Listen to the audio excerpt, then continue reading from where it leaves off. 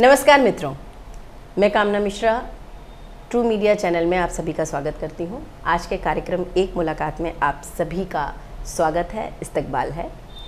एक महनीय व्यक्तित्व, एक ज़हीन शख्सियत से आज मैं आपको रूबरू करवाने लाई हूं। हमारे साथ तशरीफ़ फरमा है आदरणीय डॉक्टर कृष्णा शर्मा दामिनी जी। मैं आपके बारे में क्या कहूं और क्या ना कहूं ये मैं समझ नहीं पा रही हूं। डॉक्टर साहिबा, आप प्रवक्ता हैं जी, और हिंदी की प्रवक्ता हैं आप। जी। आपका इस समय जो रिहाइश है वो फरीदाबाद हरियाणा में है। जी। वैसे आपका जन्म अलीगढ़ में हुआ है। जी। वो कहते हैं ना, बहुत ही बेशकीमत है हमारी इल्म की दौलत। जी। बहुत ही बेशकीमत है हमारी इल्म की दौलत।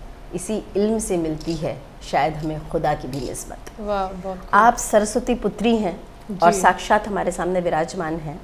अब आप सुनिएगा ज़रा दिल थाम के। 4 बच्चों की माता हैं आप। 35 वर्ष आपके विवाह को हो गए हैं और बच्चे बहुत अच्छे सुशिक्षित हैं, सेटल्ड हैं, वो आप खुद ही बताएंगे। जी। और आपके जो पति देव हैं वे केमिस्ट्री के प्रोफेसर रहे हैं और अब प्रिंसिपल जी। 35 वर्ष आपके विवाह को हो गए हैं और आपकी जो तालीम है, आपका जो इल्म है, ये लगातार चल रहा है। हिंदी आपका सब्जेक्ट रहा, उसी में आप पढ़ाती हैं जी। और उर्दू से आपकी मोहब्बत, उर्दू से आपका इश्क शुरू से रहा है। जी, बिल्कुल। आपने इतनी जो इल्म की दौलत हासिल की है, जो माला माल हैं आप माशाल्लाह, हुस्न की दौलत के साथ साथ इल्म की दौलत, आपके ऊपर बहुत कृपा है भगवान की, मैं कहूँगी। तो आप बीए हिंदी में, एमए हिंदी में, एमफिल हिंदी में, एजुकेशन में आपका एमए है, आपका इकोनॉमिक्स में एमए है, और आप उर्दू में बीए हैं और आप उर्दू में पोस्ट ग्रेजुएशन भी कर रही हैं और माशाल्लाह आपने टॉप भी किया है। और आप बाकायदा हिंदी उर्दू शायरी करती हैं और आपकी किताबें आ चुकी हैं। मैं अपने दर्शकों को दिखाना चाहूँगी कि आदरणीय डॉक्टर साहिबा की हिंदी उर्दू दोनों में आप देख सकते हैं, ये शायरी करती हैं और दोनों ज़बानों में। जी। आपकी किताबें मतलब बहुत हैं, इनके इंटरव्यू भी बहुत हो चुके हैं। कुछ नमूना मैं आपको दिखाना चाहती हूँ, ज़रूर आप देखिएगा। अपने बेशकीमती ख़जाने में से कुछ गौहर लेकर आई हैं आज। मैं इतनी प्रभावित, मैं ही नहीं, मेरे ख्याल से आपके संपर्क में जो भी आता है वो आपकी शख्सियत से प्रभावित हुए बिना रह ही नहीं सकता। आप ये बताएं मैम कि ये उर्दू से आपका जो इश्क है, इसकी शुरुआत कैसे हुई? आप हिंदी में ऑलरेडी इतना अच्छा कर रही हैं, इतना बढ़िया आपकी अर्निंग है, आप इंडिपेंडेंट हैं माशाल्लाह, ऐसी कोई ज़रूरत नहीं थी। लेकिन ये जो भाषा हमारी आज लुप्त हो रही है, आप जान रहे हैं हिंदी उर्दू का क्या हाल है, आप तो खैर बहुत बेहतर समझती हैं, शिक्षिका हैं। तो ये जो आप जिसे कहते हैं ना कि साहित्य की सेवा कर रही हैं, ये आपके मन में कहाँ से आया कि मैं उर्दू भी सीखूँ? अदब की ज़बान है। जी, बहुत बहुत शुक्रिया। सबसे पहले मैं ट्रू मीडिया को शुक्रिया अदा करना चाहती हूँ कि उन्होंने मुझे इसने हसीन पल दिए अपने बारे में बताने के लिए, और ख़ास तौर से मैं कामना मिश्रा का शुक्रिया अदा करना चाहती हूँ। उन्होंने इतने कम वक्त में इतना कुछ कह दिया कि अब मैं सोच में पड़ गई हूँ कि मैं कहाँ से अपनी बात शुरू करूँ, पर मुझे बात शुरू भी करनी है और दर्शकों को बताना भी है। और इन्होंने अभी मेरे से क्वेश्चन ये पूछा, सवाल कि हिंदी के माध्यम से पूछा और मैं उर्दू में कैसे आई।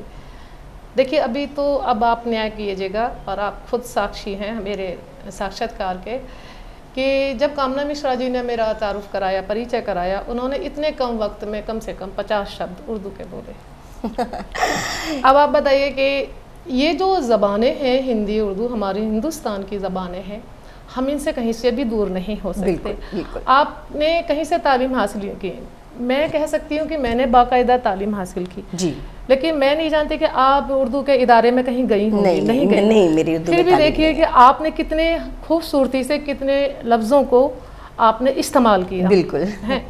अब आप बताइए मुझ में और आप में क्या फ़र्क रह गया? देखिए, आप जैसी शख्सियत के साथ आना, आपसे रूबरू होने के लिए हमने भी तैयारी की। मैं तो कह रही हूँ हमारी खुशबख्ती है कि आप जैसी शख्सियत का साक्षात्कार लेने के लिए मैं यहाँ हूँ। और मैं भी मैम देखिए इतना समझती हूँ कि जो हमारी बोलचाल की भाषा है उसमें 40% जो है हमारी उर्दू है। ज़रूरत हुआ, दरवाज़ा हुआ, ये उर्दू के लफ्ज़ हैं जो हमें पता भी नहीं है आमतौर पे लोगों को। असल में भाषा तो हम एक साथ हिंदी उर्दू दोनों ही ना हम शुद्ध उर्दू बोलते हैं ना हम शुद्ध हिंदी बोलते हैं। इंग्लिश के भी बहुत से वर्ड्स हैं, ब्रिटिशर्स ने 200 साल हम पे राज किया, जो जैसे टेबल, स्कूल, मेज, कुर्सी, लाइट, फ़ैन हमने अडॉप्ट कर लिए हैं। लेकिन आपने शादी के बाद 4 बच्चों के साथ, गृहस्थी के साथ, नौकरी के साथ, समाज सेविका हैं आप, उसके बाद आपने ये तालीम न केवल हासिल की है, मुझे बताइए आप सोती हैं इन 24 घंटे में, या आप पे कोई ईश्वर का वरदान है? आपने इस तालीम के लिए, क्योंकि आप बच्चों को भी पढ़ा रही हैं मैम, जी जी, अपने बच्चों को भी लायक बनाया, कहाँ से वक्त निकाला? बहुत अच्छा प्रश्न है आपका ये। अब मैं आपको खुलकर बताती हूँ कि जब मेरी शादी हुई थी, मैं अंडर ग्रेजुएशन थी, मेरा बीए भी पूरा नहीं हुआ था। लेकिन जैसे ही मैं आई, मैंने पहले भी आपको कई इंटरव्यू में बताया कि मेरे हस्बैंड केमिस्ट्री लेक्चरर थे उस वक्त में, तो उनके यहाँ तांता लगा रहता था उर्दू का, मतलब सॉरी उसका केमिस्ट्री का, तो वो ट्यूशन पढ़ाते थे, कोचिंग देते थे। तो मुझे ये एक बात खाई जाती थी अंदर से कि मैं ग्रेजुएशन भी नहीं हूँ और मेरे हस्बैंड लेक्चरर हैं और तमाम लोग मतलब लड़के आते हैं पढ़ने के लिए, मैं क्या कर पाऊँगी। वो एक ऐसा ठस्सा मेरे दिल में ऐसा चुभा था। फिर मैंने एक दिन कहा उनसे कि मैं अपनी पढ़ाई को शुरू करना चाहती हूँ। तो पहले मैंने उर्दू कंप्लीट की, 3rd ईयर किया मैंने, उसके बाद ग्रेजुएशन कंप्लीट किया, ग्रेजुएशन हुआ। फिर बच्चे भी पैदा हुए, जन्म हुआ, लेकिन उसके 2-3 साल बाद मैंने 94 में फिर मैंने इच्छा जाहिर करी कि मैं पढ़ना चाहती हूँ। फिर मैंने हिंदी से एमए किया, इंग्लिश से एमए किया, इकोनॉमिक्स से एमए किया। और मैं हस्बैंड जैसे बिजी रहते थे कोचिंग में, मैं अपने जब तक बच्चों को, छोटे छोटे बच्चों को अपने साथ लेके बैठा करती थी और मैं भी खुद पढ़ा करती थी। मेरे लिए इतना आसान नहीं था, चुनौतीपूर्ण था। लेकिन हस्बैंड के होने से और हस्बैंड के उसूल ऐसे थे कि पूरा घर ऐसा था कि छावनी, आपको पढ़ना है, लिखना है, सोने उठने का मतलब वातावरण ही पूरा शिक्षा का मंदिर था आपका। ऐसा था, सरस्वती मंदिर समझ लीजिए, सरस्वती मंदिर था। और मेरे हस्बैंड का एक यही था कि अगर आप पढ़ रहे हो तो आपको कोई पानी पीने के लिए भी डिस्टर्ब नहीं करेगा। मतलब आप उनका पूरा सहयोग रहा। वे स्वयं शिक्षक हैं, लेकिन ऐसा उनके अंदर भाव नहीं था कि मेरी पत्नी पढ़ रही है तो पत्नी है भाई पढ़ाई छोड़ के सेवा करो। मतलब घर का काम तो देखिए हर महिला, और जैसे मुझे पता लगा कि आपके यहाँ तो कुक भी नहीं है, आप भाई खाना भी खुद ही बना रही हैं। तो मतलब आपके पति देव का इसमें सहयोग बहुत रहा। वे शिक्षक हैं तो कद्र की उन्होंने इस बात की। बहुत से हम कह देते हैं कि इनडायरेक्टली रूप से मेरे हस्बैंड का इसमें बहुत बड़ा हाथ रहा। मुझे कहीं रोका नहीं, टोका नहीं एजुकेशन लेने से। ससुराल वालों का क्या रुख था?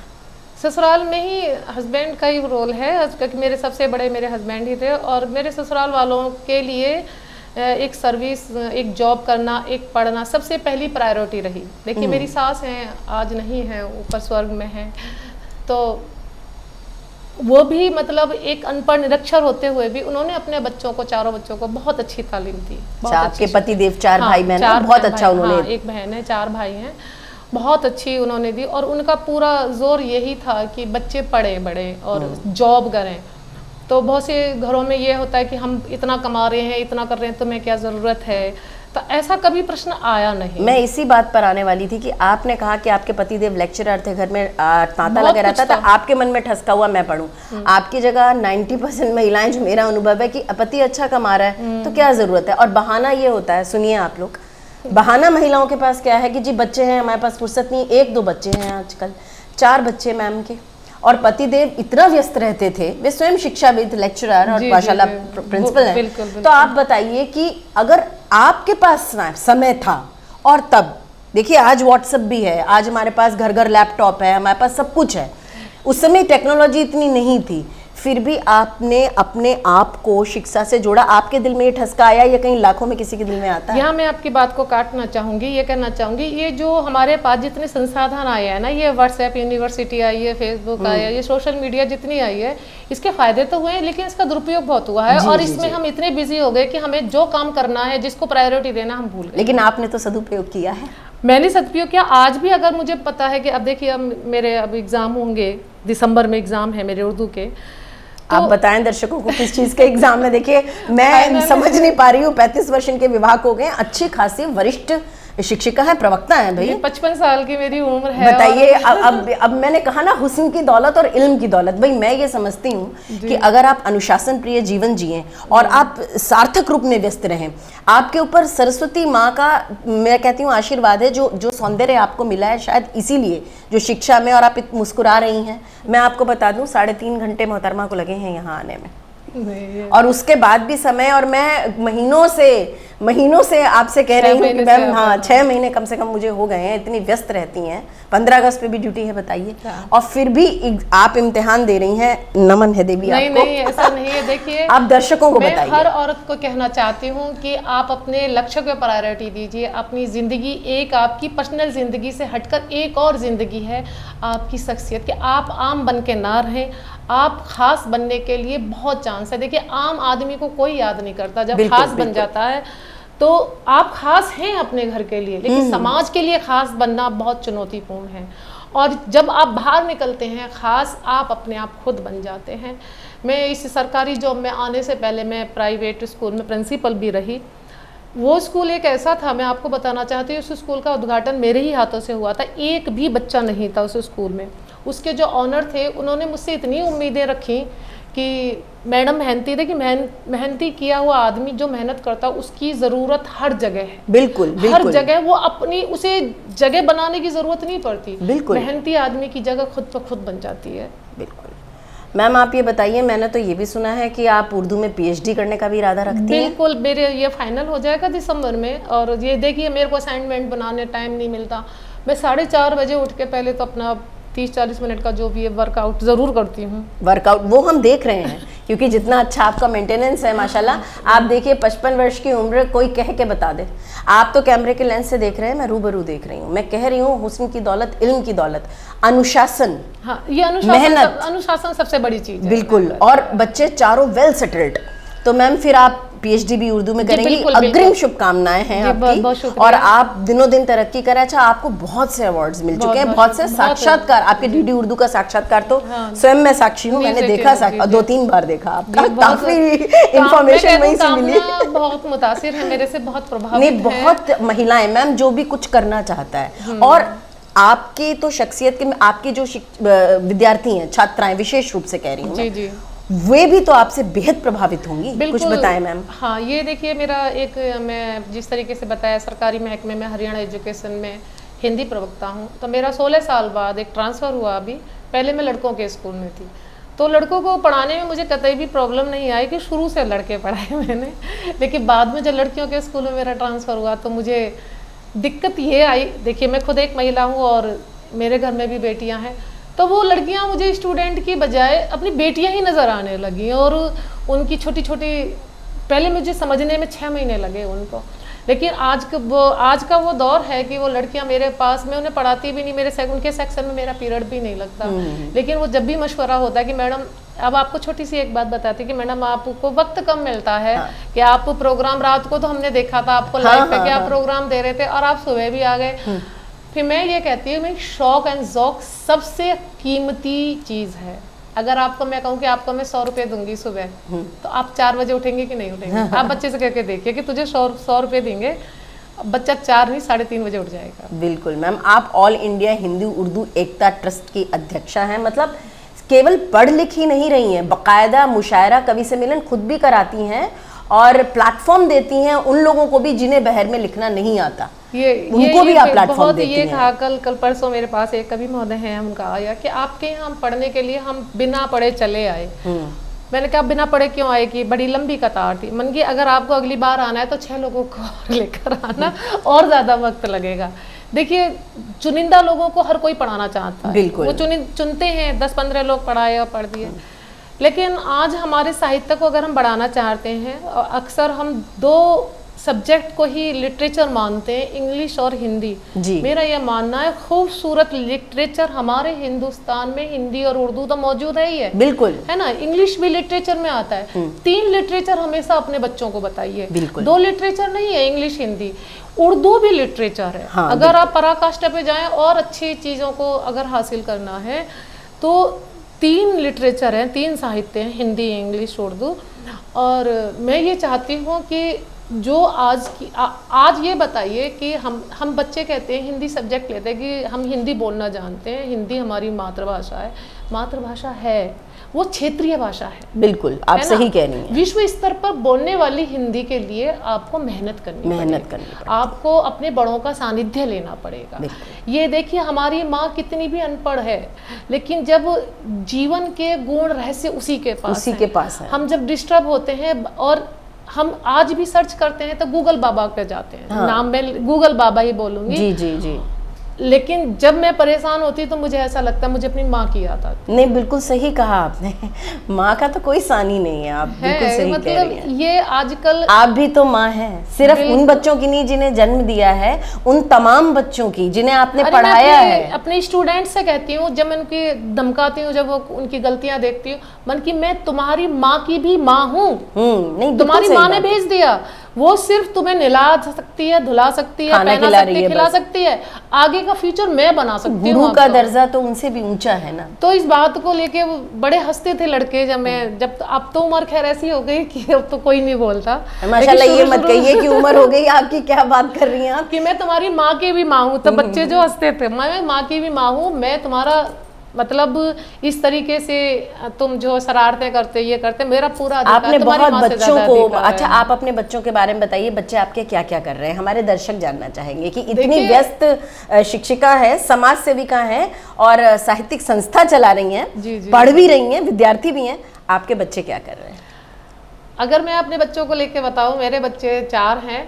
मेरे बच्चे जब आपस में लड़ा करते थे तो एक दूसरे की शिकायत हर घर में होती है, शिकायत मम्मी को लेकर आते हैं, पापा को लेकर आते हैं। मैं उनसे सिर्फ एक ही बात कहती थी, अगर मेरे पास कोई शिकायत लेकर आया तो एक नहीं चारों पिटेंगे।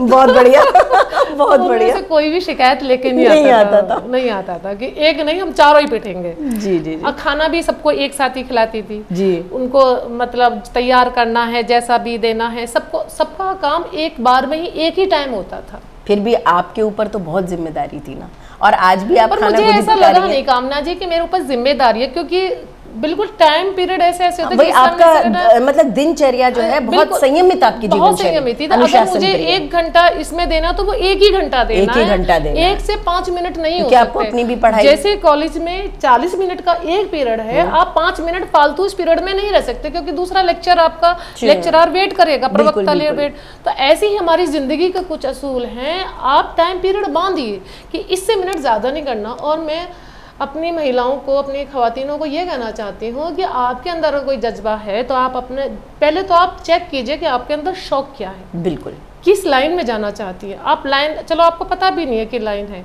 आपको जब गुस्सा आता है तो आप क्या करना पसंद करती हैं।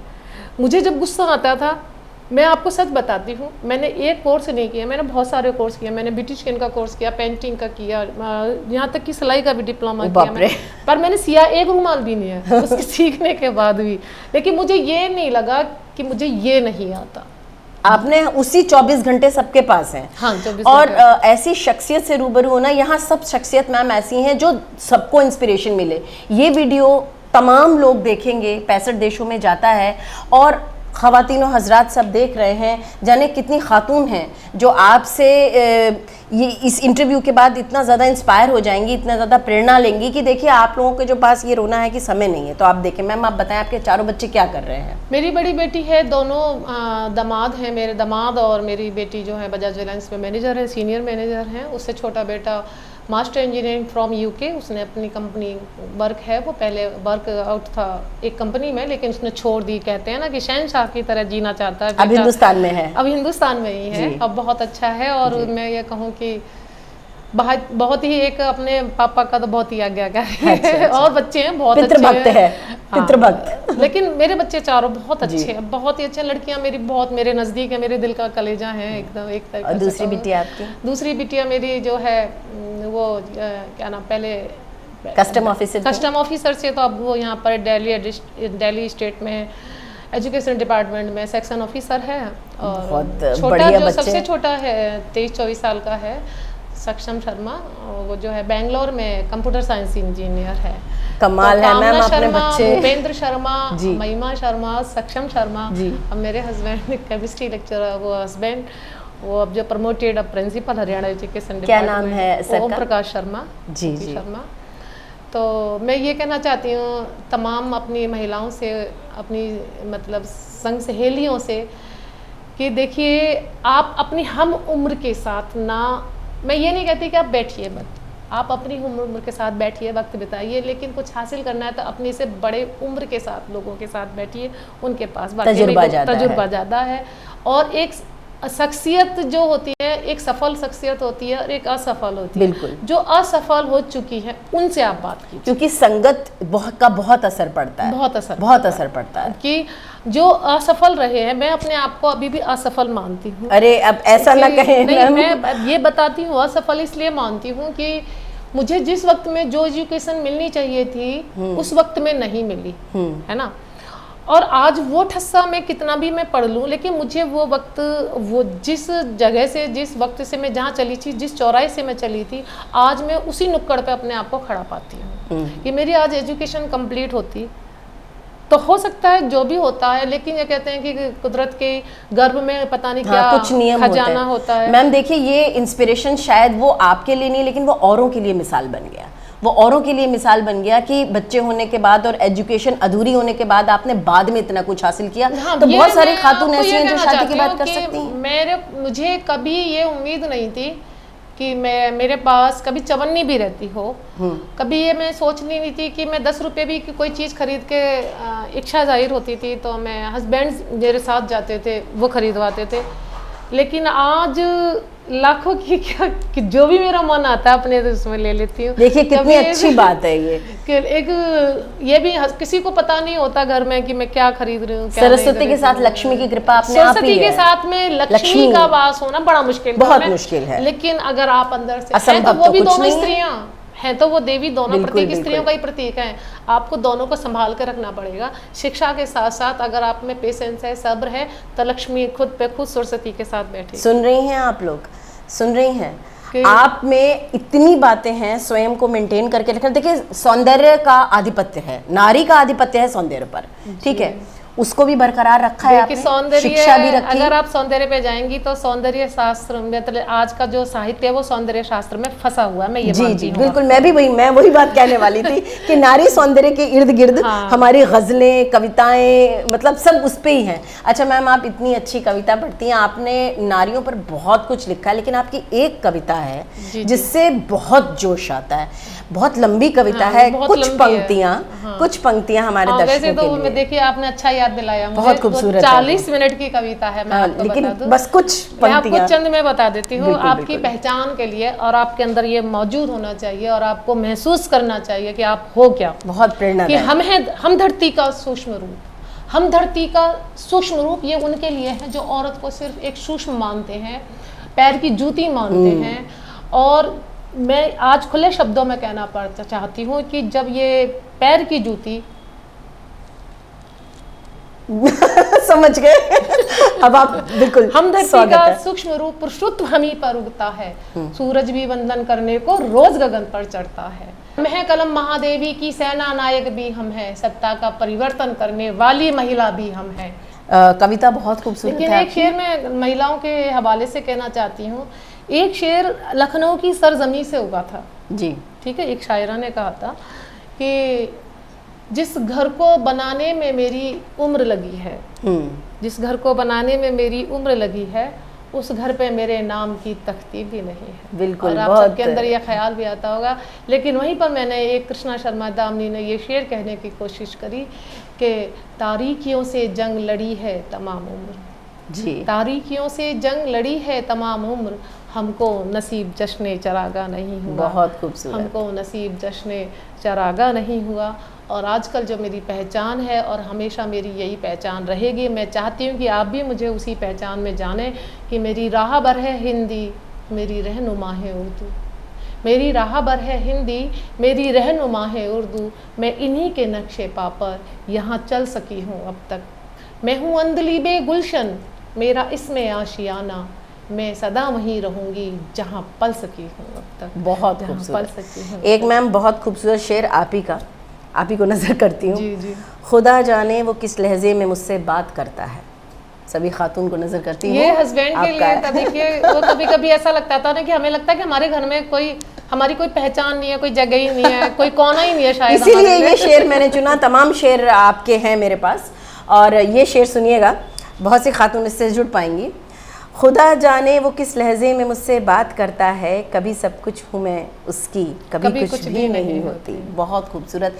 एक तो आपकी शायरी मैंने पढ़ी भी है, सुनी भी है, दिल को छूती है सीधी। कोई भी लेखन देखिए, मैं एक श्रोता के रूप में, एक पाठक के रूप में कहना चाहूँगी कि मुझे जो चीज़ छुएगी मैं उसे सुनना पसंद करूँगी, उसे पढ़ना पसंद करूँगी। तो आपके लेखन में ये बहुत खासियत है कि बात सीधी दिल को लगती है जाकर, क्योंकि आप दिल से ही लिखती हैं। देखिए, लिखते तो हर कोई है, आपका अपना लिखा हुआ। जैसे आप अपने बच्चे को जन्म दे दिया, अब आपने उसकी मालिश के लिए आया को रखा, आप वो चीज़ महसूस नहीं कर पाएंगे। बिल्कुल, जो खुद कर हमने लिखी कविता और हम उसे अपना ही रंग अपने ही स्वरों में जब तक नहीं ढालते, आपको वो अपनी सी नहीं लगती। अपनी सी नहीं, हम उसको लिखकर छोड़ देते हैं। कविता भी बिल्कुल ऐसे ही है, जैसे एक बच्चे को जन्म देना, जैसे बच्चे की मालिश होती है, उसी तरीके से अपनी कविता को खुद गुनगुनाना, ऊंचे स्वरों में कई बार करना। समझ लो आप बच्चे की तरह उस कविता की मालिश कर रहे हैं। तभी उसे हम कृति और रचना कर्म कहते हैं कि वो आपकी कृति है। आपकी पर्सनैलिटी को आपके स्वरों में, आपके जहन तक उतर के तो मैम जाएगी, कविता का तब लोगों के दिल में चुभेगी। बचपन से शौक था, और हाँ, उर्दू ये से आपने बड़ा अच्छा किया। ये तो मुझे भी नहीं पता था कि ये शौक मेरा आज तलवार बनेगा। मैं 9th क्लास में पढ़ती थी जी, और 9th क्लास से ही मुझे कविताएं लिखने का बड़ा शौक था। अच्छा। और तब हमारे पापा BHL में सर्विस करते थे, भारत हैवी इलेक्ट्रिक लिमिटेड में। तो उन्हें डायरियाँ मिला करती थी, हम वो डायरियाँ हमें अक्सर दे दिया करते थे। हम उन डायरियों में अब कविताएं लिखा करते थे। लेकिन जब मैं यहाँ पर आई तो वो डायरियाँ हस्बैंड के लिए तो वो यूजलेस थी, और क्या ये फालतू की चीजें हैं, ये हैं। वो केमिस्ट्री प्रोफेसर थे ना, रसायन विज्ञान था उनका विषय। कभी हमारी केमिस्ट्री इस बात में मिली नहीं। कोई बात नहीं, उन्होंने आपको पढ़ने का इतना मौका दिया, ये बहुत खुशनसीबी की देखिए, बात है। मैं आपको बताती हूँ, तो मैंने वो डायरियाँ जला दी। अच्छा। लेकिन कहते हैं ना, शौक हमेशा उभर कर आता है, उभर कर आएगा ही आएगा। प्रतिभा को तो नहीं जला सकते, प्रतिभा को नहीं जला वो तो कागज के पुर्जे थे। लेकिन हाँ, ये जरूर है कि जब मैंने उर्दू का, जब मेरा कदम था 10 साल पहले, जब मैंने उर्दू में कदम रखा, तो उसमें घर में आए कि मम्मी या हस्बैंड कि कृष्णा तुम्हारे पास इतनी डिग्रियां हैं, अब इसमें ऐसी क्या जरूरत पड़ेगी कि तुम उर्दू से करना चाहे। बिल्कुल बिल्कुल। उसके पीछे एक राज था कि मैं एक मुशायरे में गई हुई थी जी। पीछे जो बैनर लगा हुआ था, उन्होंने मुझे मधु कर लिया, इनविटेशन दिया, मैंने पढ़ भी लिया, मुझे पेमेंट भी मिल गई। ऐसे ही बैठे हुए, आप जैसे कोई बैठे हुए थे वहाँ पे, मैंने पूछा, मैंने कि इसमें मेरा नाम कहाँ पर है उर्दू में, कि मैं भी देखूँ कैसा लगता है मेरा नाम उर्दू में लिखा हुआ। उन्होंने पढ़ा कि इसमें आपका नाम नहीं है। नहीं, मैंने कि एक बार और पढ़ो कि नहीं आपका नाम नहीं है। तो ये बात मुझे बहुत छुपी। भाई मुझे बुला लिया, मैंने उनसे कहा इसमें तो मेरा नाम नहीं है। कि आपको कैसे पता कि नाम नहीं है? कि मैंने पूछवाया कि वो झूठ भी तो बोल सकते हैं। मैंने फिर आप बता दीजिए सच की कहाँ पर है वो नाम। मैं क्लिक कर कि हाँ नहीं है मैडम, कोई नहीं आया था, हमने आपको एट ए टाइम बुला लिया। वो बात मुझे यहाँ बहुत चुभी। और मैंने ये बताया कि जब कोई कमज़ोरी है तो उसे दूर करो, और दूसरे घर पे कब्जा करना चाहते हो या दूसरे फील्ड में जाना चाहते हो तो उस कमजोरियों को पकड़ना होगा। वो मेरा पहला मुशायरा था। बहुत बात गहरी कही आपने, ये छोटी बात नहीं है, क्योंकि आपने अभी पहले ये कहा कि आपको ये बात लगी कि मेरे पति इतने पढ़े लिखे हैं, मेरी ग्रेजुएशन, वो बात आपको लगी। तो देखिए, लगती बहुत लोगों को बातें हैं, पर उस पर अमल करना और उस पर जीत हासिल करना ये बहुत कम लोग कर पाते हैं। 12 साल बाद, देखिए 12 साल में पढ़ी, 12 साल बाद फिर मेरे जीवन में परिवर्तन आया जी को लेके। पहले हस्बैंड का लगा मुझे कि मेरी एजुकेशन अधूरी है, उसे पूरा करते करते मुझे 12 साल से ज्यादा हो गए। फिर मुझे लगा उर्दू का ऐसा ठस्सा लगा कि मन की ये मेरे साथ। लेकिन ये जिद अच्छी है ना आपकी, ये जिद जिद अच्छी है ना, मतलब जिद, वो आपने इश्तिहार देखा ना, दाग अच्छे हैं। ये जिद देखिए हमेशा बुरी नहीं होती, क्योंकि जिद कुछ पाने की जुनून। और आप तो साहित्य सेवा कर रही हैं, आज के टाइम में हर कोई इंग्लिश के पीछे भाग रहा है। मैं भी इंग्लिश स्पीकिंग स्किल एक्सपर्ट हूं, मुझे शौक है जैसे घर में, आप घर में बिना बात किसी की बात का बुरा मान जाते हैं जी, आप बाहर की बातों को बुरा मानिए। सही बात, देखो सही पकड़े हैं कि बाहर की बातों को बुरा मानने में आप सही बात तो को अपने हैं। हाँ, अब वहां तो हम सॉर्ट आउट कर सकते हैं। एक अच्छी बात का बुरा माने और उसको जिद लेके उसको जुनून के संग उसे साबित, आपने आपने इतना बुरा साबित लगा करके कामना दिखाया जी, मुझे इतना बुरा लगा उर्दू का जब मेरा नाम नहीं हुआ कि अब आप उर्दू पीएचडी करने जा रही हैं। पीएचडी करने जा रही हैं और ये किताबें छपी आपकी। सर्टिफिकेट कोर्स किया मैंने, डिप्लोमा किया टॉप मैंने, किया अदीब आपने। कामिल किया, आपने टॉप BA भी तो किया। टॉप किया। मनीष सिसोदिया जी के हाथों से मुझे अवार्ड मिला, नगदी मिली। हाँ, अवार्ड आपको बहुत मिल चुके हैं बहुत भाई। उर्दू के हवाले से मैंने मुझे कहा बहुत ना, award है। मैं इनका परिचय देने बैठूंगी ना तो फिर साउथ आधा घंटा इंडियन मुझे के मैं बहुत चाहिए। मुशायरे पढ़ती हूँ, जी, जी। साउथ इंडियन में बहुत उर्दू का बोल पाला, हैदराबाद वगैरह हाँ, बहुत जाती हैं। गुलबर्गा, ये मतलब काफी है इधर को। लेकिन ये बताइए कि वो 12 साल फिर कहते हैं ना कि 12 साल कुंभ का मेला आता है। जी जी। मेरे जीवन में ऐसे कुंभ के मेले आते रहे। कोई और बात नहीं। ऐसी चेंजिंग आई कि अब जब तक आपको बात नहीं लगेगी हाँ, तब तक आप कुछ नहीं कर आप अमल भी तो करती हैं फिर उस पे, हाँ, जिद से अमल- जुनून से जुट भी तो भाई जाती हैं। देखिए मैं बताऊं, मुझे इतना आसान नहीं था उर्दू सीखना। हाँ। मैं फरीदाबाद से बैठती थी और मुझे 2.5 घंटे लगते थे दिल्ली आने के लिए। ये नहीं है मैंने फरीदाबाद से उर्दू सीखी है, मैंने दिल्ली बाकायदा क्लास ली, रेगुलर क्लास ली, 6 से 7 क्लास लगती थी। अब बताइए मैं कितने बजे घर पहुंचती थी? 11 बजे मैं घर पहुंचती थी। तो घर में कैसे चलता हाँ, था तो फिर? एक दिन बता रही हूँ आपको, वहीं आ रही हूँ मैं आपकी बात पे कि 11 बजे मैं घर पहुंची तो मेरे हस्बैंड ने गुस्से में ताला लगा दिया था। अच्छा। आ जाएगी तो मैं खोल दूंगा। उनका कोई ऐसा इरादा नहीं था, पर उन्होंने लगा दिया कि क्या पता ना भी आए, हाँ। मुशायरे में चली गई हो कहीं काम हो, पर ऐसा नहीं था, उन्होंने लगा दिया। मैंने कट आया कि ये आने का टाइम है। मैंने कहा मैंने कि कल से मैं 12 बजे आऊंगी, मैंने कि और परसों में 1 बजे आऊंगी। वो मेरे मुंह की तरफ देख रहे कि अब 11-12 मैंने कि हाँ, मैं कि मुझे उर्दू सीखने जाना है और मैं सीख के मानूंगी। मैं कि ताले खोल कर रखने हैं तो रखिए। लेकिन बाखुदा मेरे हस्बैंड ने उसके बाद ताला नहीं लगाया कभी। आज भी मेरा प्रोग्राम है, शाम को मैं यहाँ से जाऊंगी तो मेरे ख्याल से मुझे 11-11:30 कोई बात नहीं, माशाल्लाह बच्चे आपके बड़े हो गए हैं। और आपने देखिए एक बहुत लंबा सफर तय किया है, क्योंकि मुझे इस बात का बिल्कुल अंदाजा पर नहीं आप था। कह रही हो कामना जी मैंने सफर तय किया, मुझे तो लगता ही नहीं कि मैंने टिकट कहाँ के लिए। वो आपको नहीं लगेगा ना, क्योंकि जो लोग अपने जुनून में होते हैं उनको पता ही नहीं चलता कि और लोगों के लिए वो कितना कुछ दे रहे हैं। आपको नहीं पता लगेगा। इस साक्षात्कार की कीमत उन लोगों के लिए बहुत है। अगर इन लाखों करोड़ों लोगों में जो भी आने वाले समय में भी देखेंगे कि उनको जो इंस्पिरेशन आपसे मिलेगी, जो प्रेरणा मिलेगी कि कैसे जिद करी जाती है, कैसे जुनून होता है। देखिए एजुकेशन हथियार है आपके पास, ठीक है, आप जो डिग्रियां मायके से लेके आई वो आपके सिर्फ औजार हैं, और औजारों से बड़ी जंग नहीं जीती जा बड़ी सकती। जंग नहीं जीती अगर आपको हथियार खरीदने हैं, और हथियार है वो एजुकेशन हथियार है, और आपको हाई एजुकेशन मेहनत करनी पड़ेगी। मेहनत तो करनी पड़ेगी। अगर आप मेहंदी भी लगाने बैठेंगी तो आप एक बार में मेहंदी नहीं लगा पाएंगी, मेकअप भी पूरा नहीं कर पाएंगी जैसे ब्यूटिशियन करती है। मेहनत तो देखिए हर फील्ड में। मैंने तो खूबसूरती के लिए, अब आपने अपने को मेंटेन किया तो आपने कहा ना कि आप समय इतना निकालते आसान नहीं है maintain सोते करना। कितनी देर हैं आप, वो बताएं। मैं बता देती, सोने से मेरा किसी से कोई समझौता नहीं है। अगर मैं प्रोग्राम में नहीं जाती हूँ तो 10 बजे मुझे सो जाना, 10, सवा 10, साढ़े 10 तक सो जाना, और क्योंकि फिर मुझे उठना भी होता है मैं 4 बजे। अच्छा, इतनी नींद मेरे को लेनी पड़ती है। इतनी व्यस्त दिनचर्या में मनोरंजन के लिए समय है? मेरा तो यही मनोरंजन होता है, आपसे बातें कर लिया, चलते फिरते दूसरे के लिए, बच्चे के लिए, किसी अच्छा, का पढ़ाती हैं जब तो उसमें भी तो बड़ा खुश हो।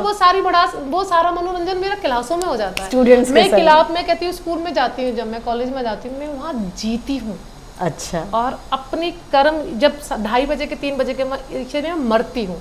मेरे लिए अच्छा, 2 जगह हैं, एक जीने के लिए और एक जान न्योछावर करने के लिए। जान न्योछावर। हाँ, तो मैं मतलब आपके जीवन में बैलेंस है हर चीज का। हाँ, इनबैलेंस तो नहीं, बैलेंस है। हाँ, एक देखिए, हमने आपके साक्षात्कार से ही जाने एक अच्छी बात का जुनून, मेहनत, अनुशासन, जिद, हाँ, अच्छी चीज के लिए। और आप निरंतर, आप एक कर्म योद्धा हैं कि निरंतर आप लिख रही हैं, लगी हुई हैं। अपना जो भी आपने लक्ष्य निर्धारित किया, सबके लक्ष्य अपने अलग होते हैं, तो उसमें आप लगी हैं। और फिर भी आप इतनी डाउन टू अर्थ हैं कि आप कह रही हैं कि मैं कुछ नहीं हूँ। हाँ, ये देखिए मैं इसलिए कह रही हूँ कि मुझे जो चीज़, ये कहते हैं ना कि अब वो चीज़ मैं ले रही हूँ। जैसे आपने जिस उम्र में आपको चने खाने चाहिए, ठोस अखरोट चबा, अब मैं ये कहूँगी मैं अखरोट खा लूँ, जब अपने दांतों से तोड़ लूँगी, नहीं तोड़ सकती। बिल्कुल कोशिश तो 1000 हर बात की एक उम्र होती है, हर बात की एक उम्र। वो ठीक है, मेरे पास है, डिग्रियां हैं, उन्हें देख, पर मैंने वो सिर्फ अपना जुनून पूरा किया है। बिल्कुल। एक लाइन ट्रैक तो नहीं है मेरे पास। ठीक है, मैं एक हिंदी प्रवक्ता हूँ और आज मैं जूनियर में गिनी जाती हूँ, तो वक्त से अगर वो होता तो वो जो मेरे 12 साल जो बेकार तो नहीं कहूँगी, 12 साल जिस पढ़ाई को मैंने लगाई, वही 12 साल में से 6 साल काश मुझे पहले पढ़ाई के लिए मिल जाते आधे काट के, तो आज मैं एक परफेक्ट कुछ हो जाता। कोई बात नहीं मैम, देखिए आप जो भी कर रही हैं बहुत अच्छा। एक आखिरी सवाल मैं आपसे करना चाहती हूँ। देखिए मैंने भी थोड़ा कोशिश की है, मैं भी शेर व शायरी थोड़ी बहुत मैं सीख रही हूँ आपको तो मैम मैं इसलिए ये कह रही हूँ क्योंकि जब मैंने शायरी सीखी, थोड़ी बहर सीखी, तो मैंने ये बात जगह जगह सुनी जो मैं आपसे सुनी कि लोग कहते हैं इश्क करो शायरी आएगी, शायरी करो इश्क होगा। मैं इससे इत्तेफाक नहीं रखती। देखिए ये क्या है? इश्क आपके अंदर है। सबसे पहला इश्क आपका अपने खुद से है। बिल्कुल। आप अपने आप से खुद इश्क नहीं करेंगी ना तो मजा नहीं आने वाला। वही मैं जब सस्ती सवरती हूँ तुम्हारा नाम ले लेकर, और तुम्हारे में कौन है क्या है, तुम्हारे में आपके अंदर ही जज्बात छुपे हुए हैं। बिल्कुल। मैं जब सस्ती सवरती हूँ तुम्हारा नाम ले लेकर, मेरी अल्लड़ अदाओं को ये दर्पण भाप जाता। क्या बात है, बहुत खूबसूरत। देखिए आप अपने आप को खूबसूरत मानिए, आप अपने आप से इश्क कीजिए। रही भाषाओं की बात, आपके गर्भ में आपका जो रिश्ता है, आपकी जो भाषा है, बोली है, वो माँ की कोख से मिलती है। लेकिन आपको बाहर आके भी तो कुछ सीखना है। बिल्कुल, बहुत कुछ है दुनिया में, तो पता नहीं क्या कुछ है जो हम मानते हैं कि हिंदी, आप ही हिंदी भाषा को अगर कह रहे हो, हमारा ये आजकल एजुकेशन डिपार्टमेंट में क्या है कि हिंदी को चॉइस में रख दिया है। हाँ। 12th में ऑप्शनल में रख दिया है। अब आप ये बताइए, आप कंपलसरी नहीं है, लेकिन हम जैसे लोग बार बार माखनलाल चतुर्वेदी का नाम लेते हैं, बार बार महादेवी वर्मा का नाम लेते हैं, दिनकर का नाम लेते हैं। क्यों लेते हैं? कि हमारे बच्चे इनका नाम सुने। सही कह मैम। भाषा का स्तर देखिए, आपको बेहतर पता है, पर मैं बहुत आहती हूँ, मैं भी शिक्षिका हूँ, शिक्षाविद भी हूँ, क्योंकि भाषा का स्तर गिर रहा है, विशेष रूप से हिंदी। हाँ बिल्कुल। और उर्दू का तो खैर बहुत जरूरत है इस पे काम करने की, जो अभी नए बच्चे आए हैं। भाषा हमारी कहीं नहीं जा रही है। भाषा हमारी आज भी सॉलिड है, मजबूत है, हमेशा रहेंगी। बस ये ज़रूरत ये है कि मैं ये कहना चाहती हूँ सोशल मीडिया के ज़रिए कि आजकल जो वेब सीरीज़ आई हुई हैं, जो आ रही है, उसमें भाषा खराब है, बहुत खराब है। खराब ही नहीं, OTT प्लेटफॉर्म बहुत निम्न स्तर की भाषा है।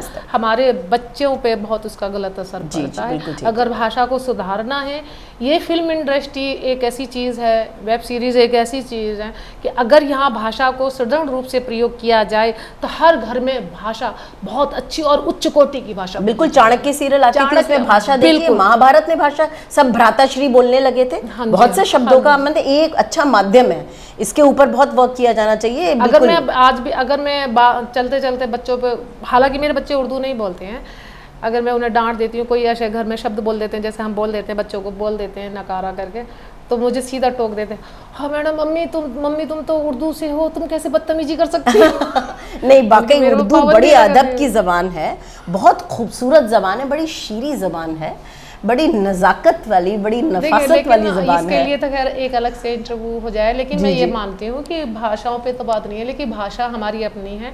हम हिंदुस्तान में रहकर, देखिए आगे संस्कृत में से अगर कठिन शब्द निकाल दिए जाएं तो हिंदी है, तो हिंदी है। तो उर्दू में से, अरबी में से कठिन शब्द निकाल दिए जाएं तो वो उर्दू है, और उर्दू में से कठिन शब्द निकाल दिए जाएं तो वो हिंदी है। बिल्कुल मैम, हिंदी उर्दू दोनों बहनें हैं, दोनों बहनें हैं। हाँ, तुलसी की बेटी से कब गालिब से दोस्ती होगी, इसे तो नहीं कह सकते ना।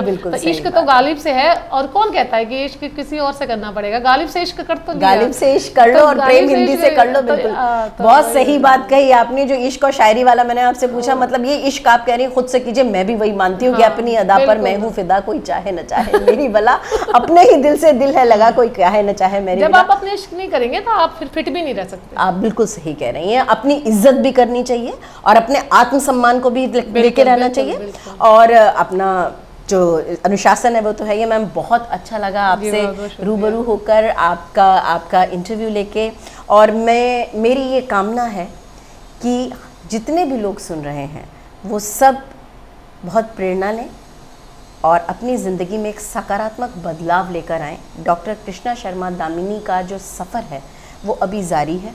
हम आपको अग्रिम शुभकामनाएं अभी से देते हैं, जो एग्ज़ाम आ रहे हैं उसके लिए, PhD के लिए भी। और जब आप PhD कर लेंगी और आप और बहुत से मुकाम हासिल कर लेंगी तो फिर एक और साक्षात्कार आपका। जी बिल्कुल, शुक्रिया। बाकी मैं बता दूं, बहुत से साक्षात्कार आपके लगातार होते ही रहते हैं, और बहुत सारे इनाम, मेडल्स और पता नहीं कितने सम्मान पत्र, अनगिनत उनका हम नाम लेंगे तो एक अलग से लेकिन interview मुझे देना शर्म पड़ेगा। आती है आप जब ये ऐसा जिक्र नहीं, करते लेकिन हैं। जो सच है, जो वो कहते हैं जिनके पास कुछ नहीं है वो तो इतना हंगामा मचाते हैं, थोता चना बाजे गना, और आप जैसे लोगों कहते हैं ना, जैसे फलों से लदा हुआ वृक्ष विनम्र होता है, झुका रहता है, कि आप बताने भी नहीं, और मैंने बता भी नहीं पाया अभी, केवल एक मनीष सिसोदिया जी के हाथ से जो आपको मिला था अवार्ड, आपने बहुत से अवार्ड आपको मिल चुके हैं, बहुत सी शुभकामनाएं मैम, बहुत अच्छा लगा। तो कैसी रही आज की हमारी मुलाकात और कैसी रही हमारी शख्सियत से आपकी मुलाकात? उम्मीद करती हूँ कि आपको बहुत अच्छा लगा होगा। बस अपने इसी आप के से साथ- जिद, अपनी जो जिद है उसको कायम रखें। बिल्कुल बिल्कुल, तो अपने जो- आप से जिद करना सीखें। जो कुछ आपने कहा उस सब पे मैं चाह रही हूँ कि सभी लोग अमल करें। बहुत सभी को धन्यवाद, शुक्रिया, सत श्री अकाल, सलाम, और जाते जाते हमारे चैनल को सब्सक्राइब करना न भूलिए। लाइक ज़रूर कीजिए, लेकिन कमेंट तब कीजिए जब पूरा साक्षात्कार देख लें। बहुत धन्यवाद। अगर आप ये वीडियो YouTube पर देख रहे हैं तो हमारे चैनल को सब्सक्राइब करें और बेल आइकन को दबाना ना भूलें। अगर आप Facebook पर ये वीडियो देख रहे हैं तो हमारे पेज को लाइक करें।